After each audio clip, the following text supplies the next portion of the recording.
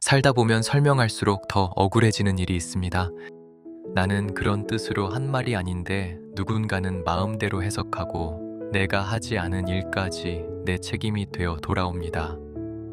진심을 다했는데 오히려 이용당하고 잘못한 사람이 더 당당한 모습을 보기도 합니다.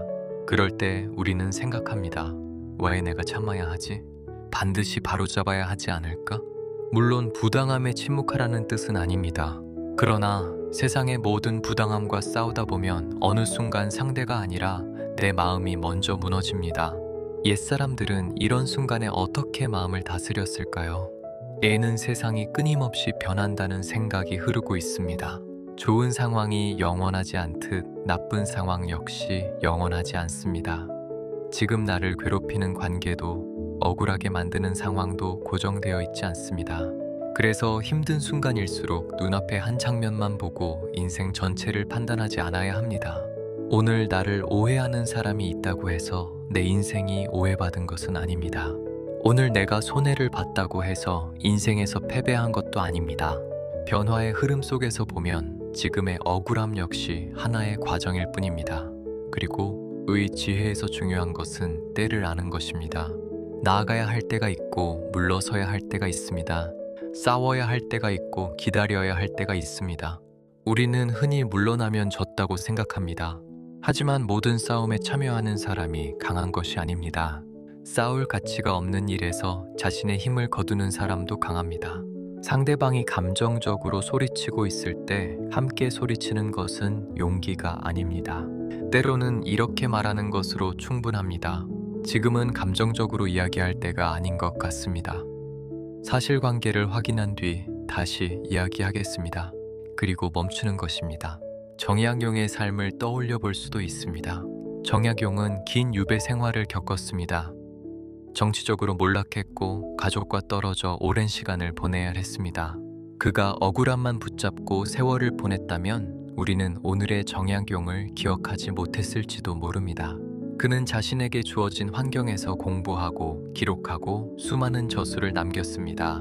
세상이 자신의 뜻대로 움직이지 않는다고 해서 자신의 삶까지 포기하지 않았던 것입니다. 여기에 중요한 교훈이 있습니다. 상황을 선택하지 못하더라도 그 상황에서 내가 무엇을 할지는 선택할 수 있다는 것. 누군가 나를 부당하게 대했다면 그것은 그 사람의 행동입니다. 하지만 그 사람 때문에 며칠 동안 잠을 못 자고 하루 종일 화를 내고 가족에게 짜증을 내고 내가 해야 할 일을 놓쳐버린다면 그 순간부터 상대방의 행동이 내 삶까지 지배하게 됩니다. 그래서 부당한 일을 당했을 때 이렇게 질문해야 합니다. 저 사람이 왜 저랬을까? 이 질문보다 더 중요한 질문이 있습니다. 그래서 나는 지금 무엇을 할 것인가? 이 지점에서 아들러의 심리학과도 만납니다. 아들러 심리학에서 널리 알려진 개념 중 하나가 과제의 분리입니다. 내가 할 수 있는 일과 다른 사람이 결정할 일을 구분하는 것입니다. 나는 진실을 말할 수 있습니다. 하지만 상대방이 그것을 믿을지는 상대의 영역입니다. 나는 성실하게 행동할 수 있습니다. 하지만 사람들이 나를 어떻게 평가할지는 내가 완전히 통제할 수 없습니다. 나는 사과할 부분이 있다면 사과할 수 있습니다. 하지만 상대가 나를 용서할지는 상대의 선택입니다. 그런데 우리는 자꾸 상대방의 영역까지 통제하려 합니다. 저 사람이 나를 이해해야 하는데, 저 사람이 자기 잘못을 인정해야 하는데, 주변 사람들이 모두 진실을 알아야 하는데, 바로 여기서 고통이 커집니다. 내가 통제할 수 없는 것을 통제하려 하기 때문입니다. 그래서 억울한 일을 겪었을 때 세 가지를 구분해 보십시오. 내가 해야 할 일, 상대방이 선택할 일, 시간이 해결하도록 두어야 할 일. 내가 해야 할 일은 하십시오. 필요하다면 증거를 남기고 잘못된 사실은 바로잡고 부당한 요구에는 분명하게 거절하십시오.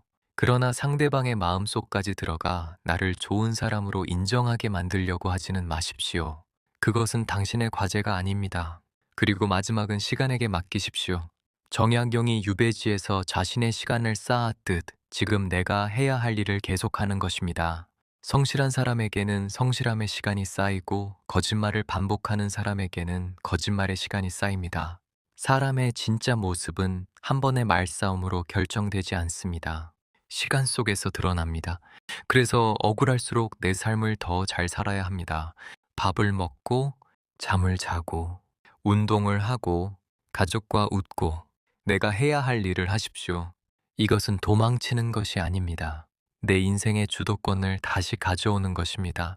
은 변화 속에서 때를 보게 하고 정약용의 삶은 어려운 환경에서도 자신이 할 일을 놓지 않는 태도를 보여줍니다. 그리고 아들러는 우리에게 묻습니다. 그것은 누구의 과제인가? 이 세 가지를 기억한다면 부당한 일을 만났을 때 조금 다른 선택을 할 수 있습니다. 바꿀 수 없는 사람과 끝없이 싸우지 않고 내가 해야 할 일은 정확하게 하되 그 일이 내 삶 전체를 차지하도록 허락하지 않는 것입니다. 누군가 당신을 오해할 수 있습니다. 누군가는 끝까지 자기 잘못을 인정하지 않을 수도 있습니다. 그래도 괜찮습니다. 그 사람의 생각은 그 사람의 몫입니다. 내 삶을 어떻게 살아갈지는 나의 몫입니다. 담대함은 억울하지 않은 것이 아닙니다. 억울해도 무너지지 않는 것입니다.